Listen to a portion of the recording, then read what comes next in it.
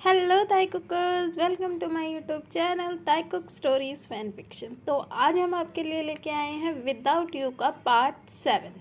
तो बिना देरी किए वीडियो स्टार्ट करते हैं। उससे पहले अगर आपको स्टोरी अच्छी लगे तो स्टोरी को लाइक, शेयर और सब्सक्राइब करना ना भूलें, और चैनल पे नए हैं तो चैनल को सब्सक्राइब करके बेल आइकन दबा दें।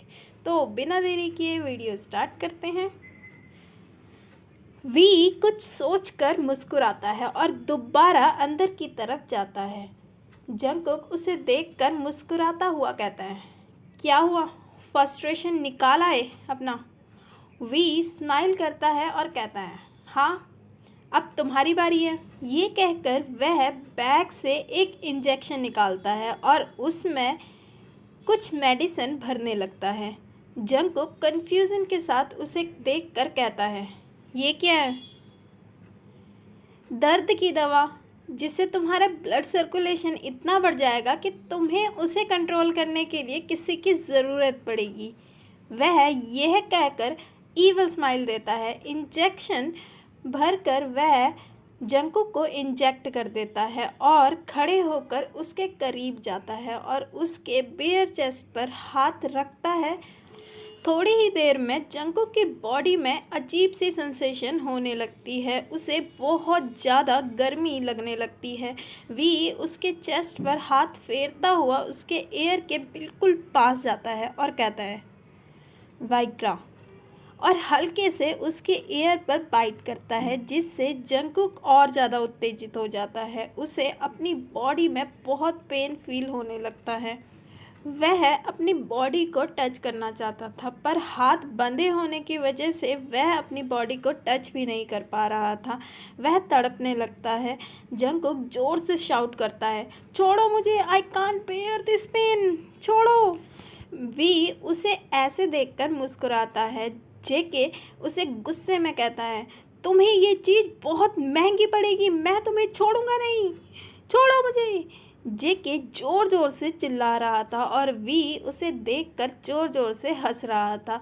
जेके कहता है, ये तुम्हारी लास्ट हंसी है, अगर मैं जिंदा रहा तो तुम पूरी जिंदगी हंस नहीं पाओगे, ये वादा है जेके का, तुम अभी छोड़ो मुझे। वह मूव करते करते चेयर से गिर जाता है। जेके खुद को टच करना चाहता था, पर उसके ये पॉसिबल नहीं था। इतने में बाहर गोलियां चलने की आवाज़ आने लगती है और यूंगी भागकर अंदर आता है और कहता है, वी यहाँ से चलो, इसके लोग आ चुके हैं, भागो यहाँ से। फिर क्या हुआ, हम भागेंगे नहीं, हम फाइट करेंगे। पागल हो गए हो क्या? तुम्हें लगता है हम इतने से लोग फाइट कर पाएंगे? चलो। वी कुछ सोचता है और कहता है, पहले मैं इसे मार तो दूं। यूंगी जल्दबाजी में कहता है, चलो नहीं तो हम फंस जाएंगे, छोड़ो इसे अभी यहाँ पे, मैं इसे मारे बिना कहीं नहीं जाऊंगा। वह आगे बढ़ता है, पर यूंगी उसे खींचकर बाहर की तरफ ले जाता है। चलो, अगर जिंदा रहे तो बदला ले लेंगे दोबारा। वह वहाँ से भागने लगते हैं। वी और योंगी वहाँ से भागने लगते हैं, पर वी भागते भागते एक नोकीली सी चीज़ पर बच जाता है, जिससे उसके पैर से वो नोकीली चीज़ आर पार हो जाती है और उसके पैर से खून निकलने लगता है।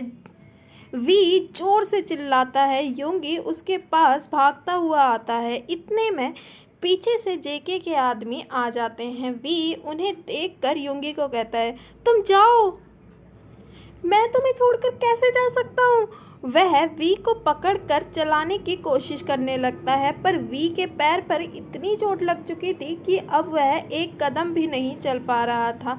वी उसका हाथ खुद से दूर करता हुआ कहता है, यूंगी तुम जाओ प्लीज़ मेरे लिए, अगर मैं जिंदा रहा तो फिर मिलूँगा, वरना तुम मेरा और अप्पा का बदला ज़रूर लेना।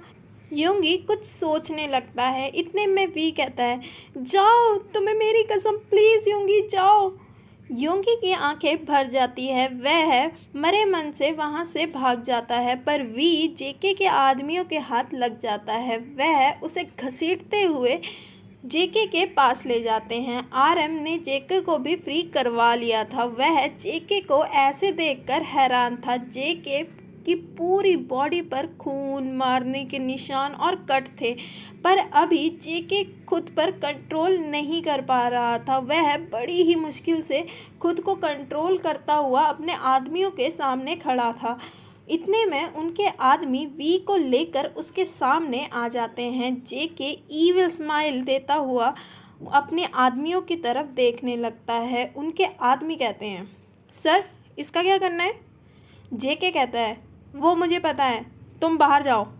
सभी लोग वहाँ से बाहर चले जाते हैं। जेके वी के पास आता है और कहता है, बेबी बॉय, जो आग लगाई है ना, अब बुझाने की तैयारी करो।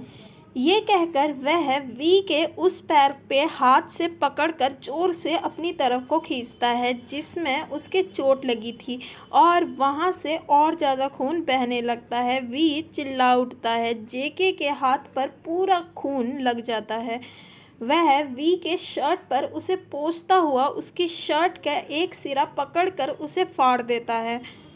वी गुस्से में अभी भी जेके की तरफ देख रहा था। वह गुस्से में जोर से जेके के मुंह पर एक पंच मार देता है जिससे जेके के लिप्स के साइड से खून आने लगता है। जेके स्माइल करता हुआ अपने लिप्स को साफ करता हुआ कहता है, तुम्हें इतना टॉर्चर करके भी ये अभी तक पता नहीं चला कि छोटी मोटी चीज़ से मुझे कोई फ़र्क नहीं पड़ता।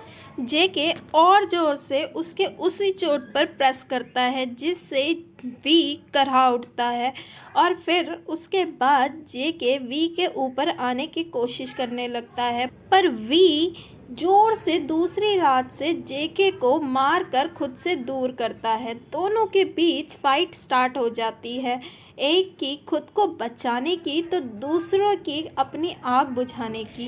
वी रेजिस्ट करने की बहुत कोशिश करता है, पर जेके की पावर के सामने वी की पावर थोड़ी फीकी पड़ जाती है। वह अपने हाथों से उसे कसकर पकड़ लेता है और उसे फोर्सफुली उसके नेक और बॉडी पर बाइट करना स्टार्ट करता है, और फिर उसके लिप्स पर भी। वह अपनी प्रॉब्लम सॉल्व करने लगता है। लग ही नहीं रहा था कि अभी थोड़ी देर पहले जेके को इतना टॉर्चर किया गया था। वाइग्रा का असर और जेके की पावर दोनों ही मिलके और ज़्यादा डेंजरस हो चुकी थी। वी भी कम पावरफुल नहीं था, उसने भी जेके के पसीने छुटवा दिए थे। जेके के पूरी बॉडी और फेस पर नाखून के निशान थे, पर at the end JK V पर डोमिनेंस पा ही लेता है। वह वी को पूरा खुद की बॉडी पर संभाल लेता है और पूरी तरह से अपनी प्रॉब्लम सॉल्व करने लगता है और उसकी बॉडी से अपनी बॉडी प्रेस करता है। पूरे रूम में चिल्लाने की आवाज़ आने लगती है। 10 राउंड्स के बाद वी बहुत ही ज़्यादा कमज़ोर हो चुका था। जेके भी बहुत ज़्यादा थक चुका था। वह वी की जॉ को कसकर पकड़कर उसे हिलाता हुआ कहता है, वाकई तुम में बहुत ज़्यादा स्टेमिना है, नहीं तो नॉर्मल इंसान की बस की बात नहीं है मुझे बर्दाश्त करना। ये कहकर वह उसे छोड़ता है और थोड़ी ही देर वहीं उसके बगल पर लेटकर सांस में सांस लेता है और टॉवल लपेट के दोबारा बाहर की तरफ चला जाता है। वी भी अनकॉन्शियस हो चुका था। जेके बाहर जाता है। बाहर खड़े उसके आदमी उसे देखकर कहते हैं, सर अब क्या करना है? जेके आरएम की तरफ देखता हुआ कहता है, चलो घर जाकर बात करते हैं। इतने में आरएम कहता है, इसका क्या करना है? जेके कुछ सोचता है और फिर कहता है, इसे भी ले चलो, इसे तो मैं अपना सेक्स स्लेव बनाकर रखूँगा। ये कहकर जेके वहाँ से चला जाता है। आरएम रूम के अंदर जाता है और वह देखता है कि वी वहीं अनकॉन्शियस पड़ा हुआ है। उसकी पूरी बॉडी पर बाइट के निशान है और वी को ऐसे देखकर वह दया से उसे देखने लगता है। आरएम नेचर से बहुत काइंड हार्टेड था। वह जेके से पूरा अपोजिट था।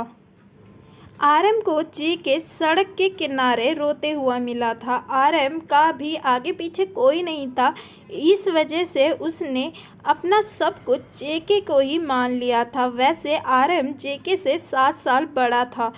जेके को बचपन से ही लड़ाई झगड़े का बहुत शौक था। वह एग्रेसिव और एंगर नेचर का था।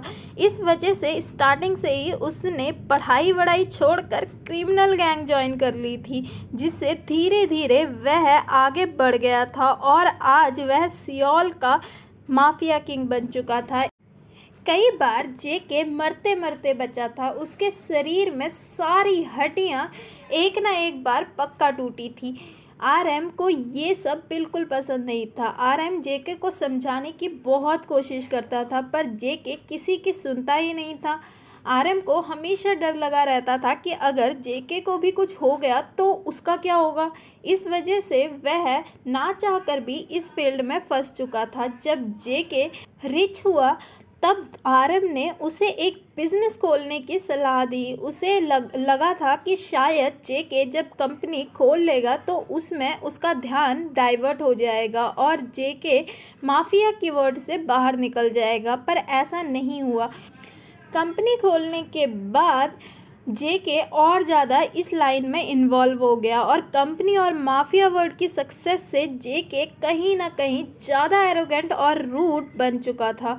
उसे अब ऐसा लगता था कि वह सब कुछ कर सकता है और उसके लिए सब कुछ पाना भी बहुत ज़्यादा आसान है। आरएम जेके के इस बर्ताव से बहुत ज़्यादा परेशान था। वैसे आरएम जेके का मास्टरमाइंड था, पर आरएम जेके को माफिया के रिगार्डिंग कोई सजेशन नहीं देता था। पर कई दिनों बाद आज आरएम ने जेके को ढूंढने के लिए अपना सारा कुछ लगा दिया था। आरएम वी को देखकर उसकी तरफ बड़ी ही दया से देखता हुआ कहता है, अब पता नहीं जेके इसका क्या करेगा। इतने में बाहर से बॉडीगार्ड अंदर आ जाते हैं और वी को वैसे ही ले जाने लगते हैं, पर आरएम उन्हें रोकता हुआ कहता है, इसे कपड़े पहना दो पहले। वह वहीं पड़ी पैंट और वी की फटी शर्ट उसे पहनाकर वहां से ले जाते हैं। ये पार्ट यहीं पर ख़त्म होता है। अगर आपको स्टोरी अच्छी लगी तो स्टोरी को लाइक, शेयर और कमेंट करना ना भूलें और चैनल पे नए हैं तो चैनल को सब्सक्राइब करके बेल आइकन दबा दें, जिससे आने वाली वीडियो की नोटिफिकेशन आपको मिलती रहे। तो मिलते हैं नेक्स्ट पार्ट में।